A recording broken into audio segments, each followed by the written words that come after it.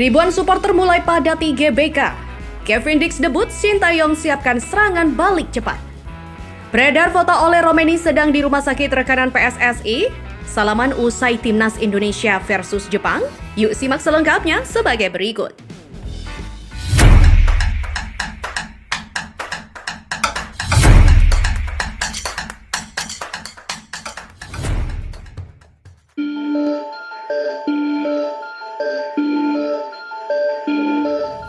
Laga Timnas Indonesia melawan Jepang dalam kualifikasi Piala Dunia 2026 zona Asia akan digelar di Stadion Utama Gelora Bung Karno pada Jumat 15 November pukul 19 waktu Indonesia Barat.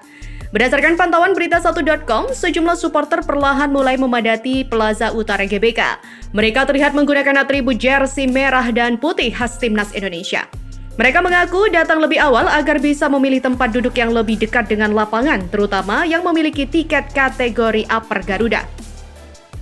Seperti yang diutarakan Ridwan, salah satu supporter dari Pangandaran, Jawa Barat, dia mengatakan biar dapat tempat duduk paling depan. Selain itu, antrian mengular juga terjadi karena banyaknya supporter yang melakukan penukaran tiket karena tidak bisa hadir sehingga harus mengalihkan tiket kepada orang lain. Sementara itu, pihak GBK juga menyediakan videotron berukuran 3x4 di depan Plaza Utara untuk menyiarkan secara langsung jalannya pertandingan bagi supporter yang tidak bisa masuk ke dalam stadion.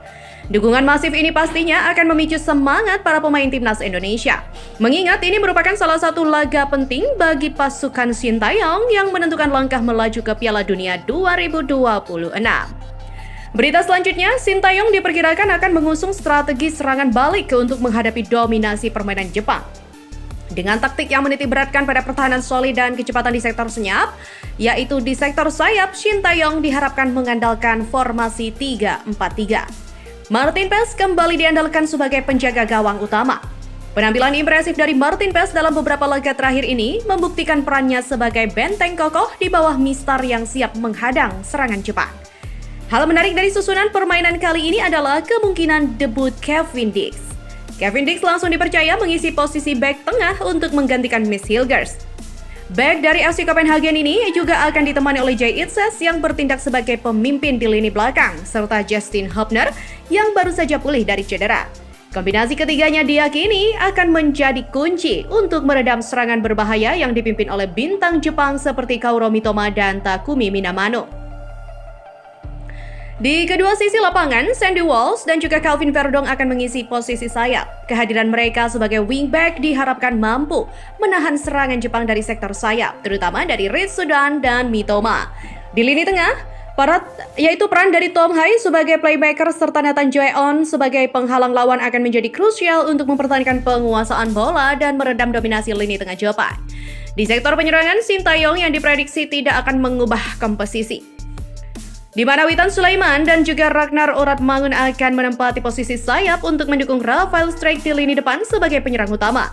Kehadiran mereka juga sangat penting dalam menjalankan strategi serangan balik cepat yang akan menjadi andalan Timnas Indonesia dalam mencari celah di lini pertahanan Jepang.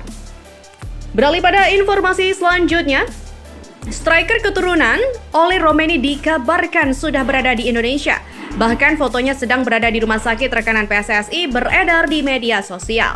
Timnas Indonesia saat ini sedang disibukkan dengan persiapan melawan Jepang di putaran ketiga kualifikasi Piala Dunia 2026 Jumat 15 November 2024. Di tengah kesibukan ini, PSSI tampaknya ingin menghadirkan kejutan dengan memproses naturalisasi pemain senior yang berposisi striker. Ya, dia adalah Ole Romeni yang gencar dirumorkan akan membela skuad Garuda. Menariknya kini beredar foto pemain FC Utrecht ini sedang berada di rumah sakit. Informasi Ole Romeni ada di Indonesia dibagikan oleh salah satu akun X yaitu @ilhamsyuhada_adam. Here we go. Ole Romeni orangnya rendah hati, cuitnya di postingan. Akun tersebut juga menjelaskan bahwa foto ini diambil di Mitra Keluarga Cibubur. Dan sebagai informasi, Mitra Keluarga Group adalah official medical partner PSSI hingga Januari 2028. Mitra Orbis Sport Clinic by Mitra Keluarga akan berperan sebagai mitra medis resmi PSSI selama 5 tahun ke depan, dikutip dari laman resmi PSSI. Ya, jadi kemungkinan besar striker keturunan Medan ini sedang menjalani tes medis untuk kebutuhan proses naturalisasi ya. Akankah ia juga bakal salaman dengan Erick Thohir usai laga Timnas Indonesia versus Jepang? Patut ditunggu. Timnas Indonesia akan menghadapi Jepang dalam lanjutan kualifikasi Piala Dunia 2026 zona Asia ronde ketiga pada Jumat 15 November di Stadion Utama Gelora Bung Karno, Jakarta. Armada Garuda besutan Shin Tae-yong siap menggempur habis-habisan tim Samurai Biru yang bercokol di peringkat 15 dunia. Pelatih asal Korea Selatan itu telah mempersiapkan strategi jitu untuk membuat kejutan di hadapan puluhan ribu pendukung setia. Shin Tae-yong telah mempersiapkan tim melalui training camp secara intensif agar dapat memberikan hasil yang positif. Kombinasi pemain domestik dengan pemain naturalisasi yang terpilih diharapkan dapat memberikan tekanan terhadap tim Samurai Biru. Pertandingan diprediksi berlangsung sengit dan mencekam karena kedua tim membutuhkan poin vital untuk memperbesar peluang lolos ke Piala Dunia 2026. Gemuruh dukungan puluhan ribu supporter di Indonesia di GBK akan berhadapan dengan pengalaman dan kualitas teknis mumpuni para pemain Jepang. Selain itu, prajurit yang akan berperang di bawah atap GBK, di mana Timnas Indonesia diprediksi akan mengusung formasi agresif 3-4-3 dengan sosok tangguh Martin Pes yang dipercaya mengawal benteng terakhir di bawah Mister Gawang. Kiper berpostur jangkung ini siap menunjukkan kepiawaiannya dalam menghalau setiap ancaman yang datang.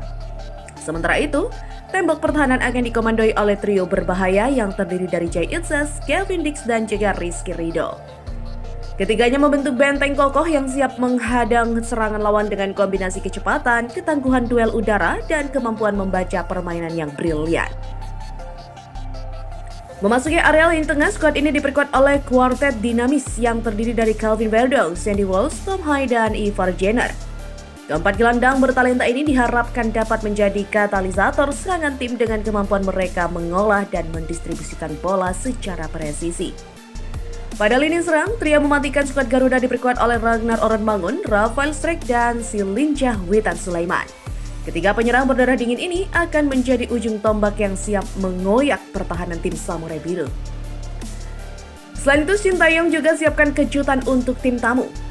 Pertandingan akan mempertemukan gaya possession football Indonesia melawan pressing agresif Jepang. Stamina dan mental pemain akan menjadi kunci mengingat intensitas tinggi yang akan terjadi. Atmosfer mencekam GBK juga menjadi modal berharga bagi timnas Indonesia. Shin Tae-yong menegaskan bahwa skuad Garuda siap menghadirkan permainan menyerang dan mengimbangi teknik dari tim Samurai Biru dengan dukungan supporter yang fanatik. Kualitas individu pemain Jepang yang berlaga di Eropa akan menjadi ancaman yang sangat serius. Namun, chemistry tim Indonesia yang sudah terbangun tidak bisa diremehkan begitu saja. Berkat sentuhan magis dari Shin Tae-yong menghasilkan kombinasi permainan cepat dan kerjasama solid yang akan memberikan kejutan untuk tim tamu.